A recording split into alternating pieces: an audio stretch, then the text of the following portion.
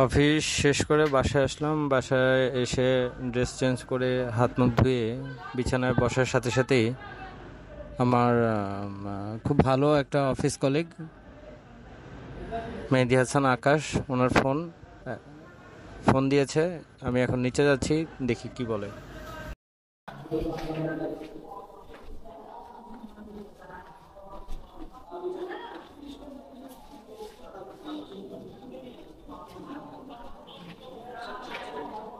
ভিতরে আসবেন নাকি বাইরে? কি এগুলা আগে বলেন ভাই। এটা ভাবি পাঠাইছে। এই হুট করে? হ্যাঁ, আমি জানতাম না। সিরিয়াসলি হ্যাঁ, ভাই?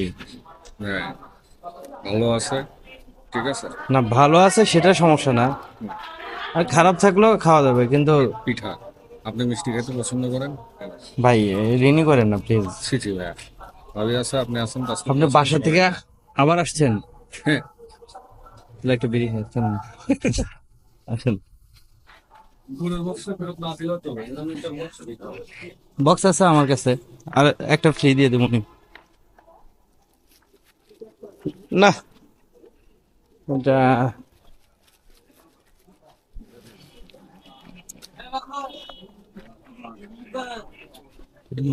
আমার জীবন ভাই।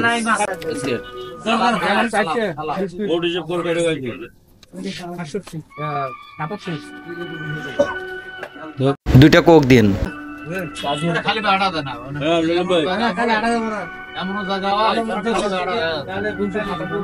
লাইটার আছে, আসেন।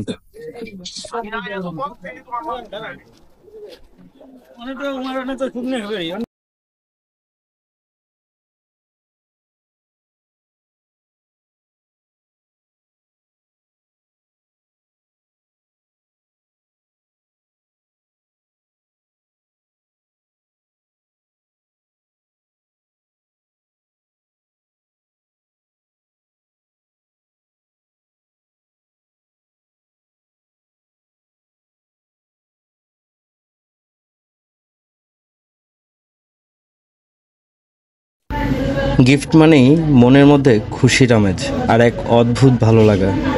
গিফট পেতে কেনা ভালোবাসে। আমরা সকলেই গিফট পেলে খুব খুশি হয়ে যাই, গিফট যেমনই হোক না কেন। গিফটটা যদি মনের মতো হয় তাহলে কিন্তু খুশির সীমা থাকে না।